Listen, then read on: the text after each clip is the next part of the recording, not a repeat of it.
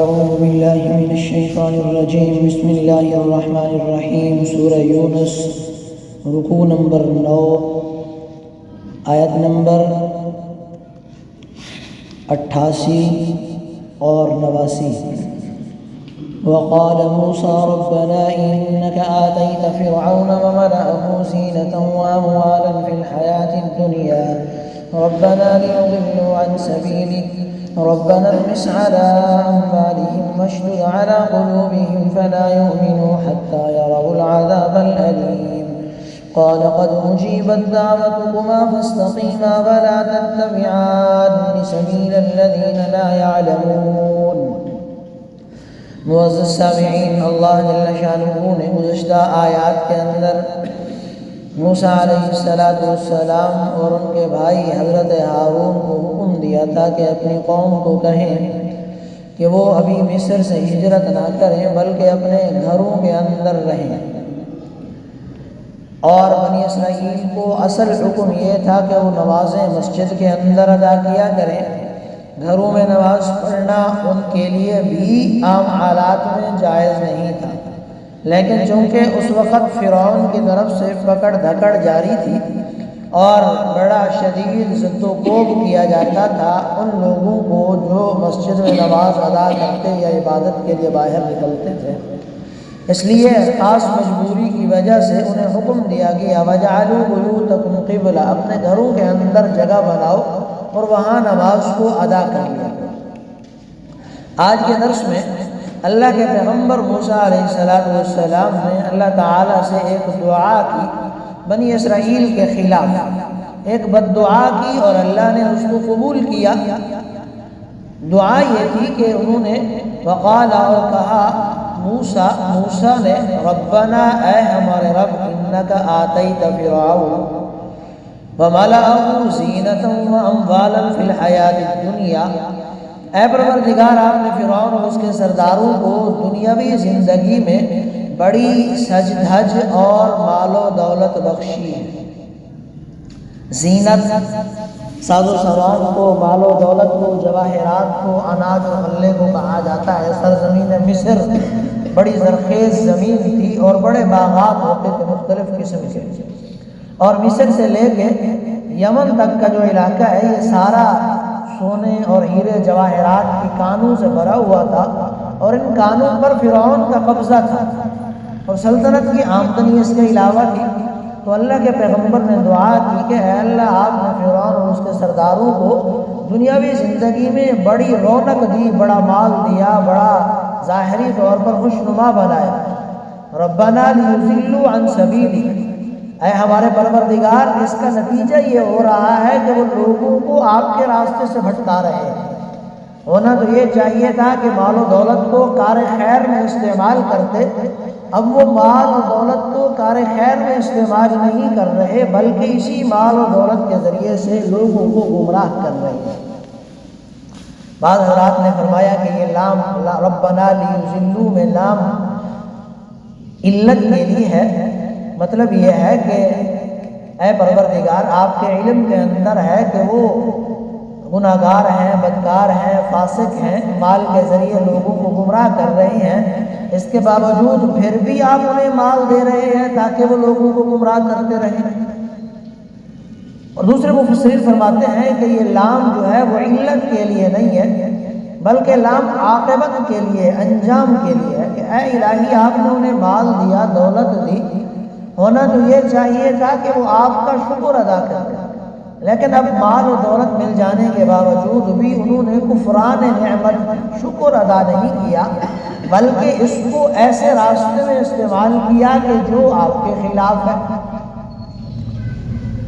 تو اللہ کے پیغمبر نے اللہ سے یہ بات ارشاد فرمائی، وقال اور کہا موسیٰ نے ربنا، اے ہمارے رب، انک آتیت فرعون، کہ اے ہمارے پروردگار، آپ نے فرعون و ملأہ اور اس کے سرداروں کو زینت و اموالا، زینت اور اموال بخشا، فی الحیات الدنیا، دنیاوی زندگی میں۔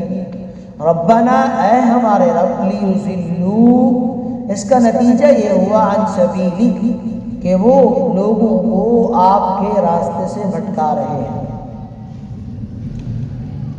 یہ مفسرین نے لکھا ہے کہ بڑا کم ہوا اللہ نے جن لوگوں کو مال دیا اور انہوں نے کار خیر میں استعمال کیا، بہت کم ایسا ہوا، ورنہ اکثر و بیشتر مال و دولت کو جن کو مال دیا گیا انہوں نے غلط استعمال کیا، جنہیں اقتدار دیا گیا، جنہیں حکمرانی دی گئی، انہوں نے اس کا ناجائز فائدہ اٹھایا۔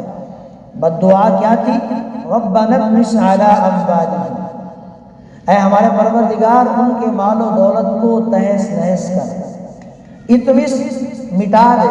سورہ قمر میں نوح علیہ السلام کے واقعے سے متعلق فرمایا کہ فطمسنا علی اعینہم، ہم نے ان کی آنکھوں کو مٹا دیا۔ اطمس علی اموالہم، اے ہمارے رب ان کے اموال کو مٹا دے، ضائع کر دے، خراب کر دے۔ واشدد علی قلوبہم، اور ان کے دلوں کو اس قدر سخت کر دے، فلا یؤمنوا، کہ وہ اس وقت تک ایمان نہ لا سکیں، حتی یروا العذاب العلیم، جب تک کہ دردناک عذاب کو آنکھوں سے نہ دیکھیں۔ پیغمبر کی بد دعا تھی۔ مفسرین نے لکھا ہے کہ تفصیلات تو معلوم نہیں ہو سکی، لیکن یہ ہے کہ ان کے سینکڑوں گودام جس میں کھانے کے اور ذخیرے کیے ہوئے سامان تھے وہ سارا کا سارا پتھر بن گیا۔ غذائیں اور مال و دولت جو ہے وہ مختلف پتھروں میں اور مختلف سنگریزوں میں تبدیل ہو گئی۔ عمر ابن عبدالعزیز کے زمانے میں فرعون کے زمانے کی ایک پوٹلی نظر آئی، دکھائی گئی کسی جگہ کھدائی کے دوران۔ جب عمر ابن عبدالعزیز نے اس کو کھولا تو وہ اس کے اندر انڈے اور جواہرات رکھے گئے تھے فرعون کے زمانے میں، لیکن وہ انڈے اور جواہرات دونوں جو ہیں وہ پتھر بن چکے تھے۔ یہ اللہ کے پیغمبر کی اس بد دعا کا اثر تھا جو پیغمبر موسیٰ نے بد دعا کی۔ اور واشدد علی قلوبہم، اللہ ان کے دلوں کو سخت کر دے۔ مفسرین فرماتے ہیں فرعونی جب کوئی تکلیف دیکھتے، آزمائش دیکھتے تو موسیٰ علیہ السلام سے کہتے کہ آپ دعا کریں ہم ایمان لائیں گے۔ جب اللہ کے پیغمبر دعا کرتے اور وہ تکلیف دور ہو جاتی پھر ایمان کا اظہار نہیں کرتے۔ تو اللہ تعالیٰ کے پیغمبر کو ایک مدت ہو چکی تھی تبلیغ کرتے، اس لیے فرمایا واشدد علی قلوبہم، اے اللہ ان کے دلوں کو سخت کر دے۔ یعنی اب اگر تکلیف بھی آئے، میں دعائیں بھی کروں، تب بھی ان کے دلوں میں ایمان کی گنجائش نہ بچے۔ فلا یؤمنوا حتی یروا العذاب العلیم، اور ان کے دلوں کو اتنا سخت کر دیجئے کہ وہ اس وقت تک ایمان نہ لائیں جب تک دردناک عذاب آنکھوں سے نہ دیکھیں۔ مطلب یہ تھا کہ جب عذاب دیکھ لیں گے تب تو ایمان قابل قبول ہی نہیں ہے، تو اس لیے وہ ایمان نہ لا سکے۔ اب سوال یہ پیدا ہو رہا ہے کہ پیغمبر تو امت کا شفیق ہوتا ہے اور پیغمبر نے بد دعا کیسے؟ جواب یہ ہے کہ موسیٰ علیہ السلام کو تبلیغ کرتے عرصہ گزر گیا اور عرصے کے بعد مایوس ہو گئے تھے، اور اللہ کی طرف سے بتا دیا گیا تھا کہ یہ فرعونی بڑے ڈھیٹ لوگ ہیں، یہ ایمان نہیں لائیں گے آپ۔ اور جو مظالم انہوں نے ڈھائے تھے وہ ایسے انسانیت سوز مظالم تھے کہ کوئی بھی انصاف پسند انسان اس کو سزا دیے بغیر نہیں چھوڑ سکتا۔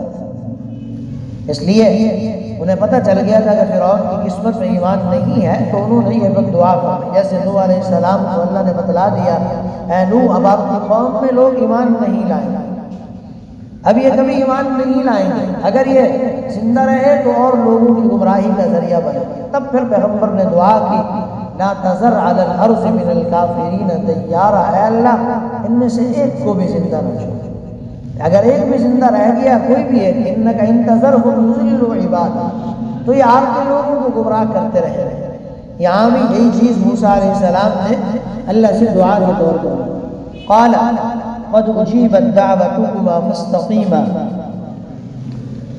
اللہ نے فرمایا اجیبت دعوتکما، تمہاری دعا قبول کر لی، دعوتکما تم دونوں کی دعا قبول کر لی۔ مفسرین فرماتے ہیں موسیٰ علیہ السلام نے بد دعا کی تھی اور ہارون علیہ السلام نے آمین کہی، تو اللہ نے یہاں پر اس لیے دعوتکما تثنیہ کا صیغہ استعمال کیا، تمہاری دعا قبول کر لی گئی۔ فاستقیما، لہٰذا اب تم ثابت قدم رہو، ولا تتبعان سبیل الذین لا یعلمون، اور ان لوگوں کے پیچھے ہرگز نہ چلنا جو حقیقت سے نہ واقف ہو۔ دعا کریں کہ اللہ تعالیٰ ہم سب کو علم و عمل کی توفیق عطا فرمائے۔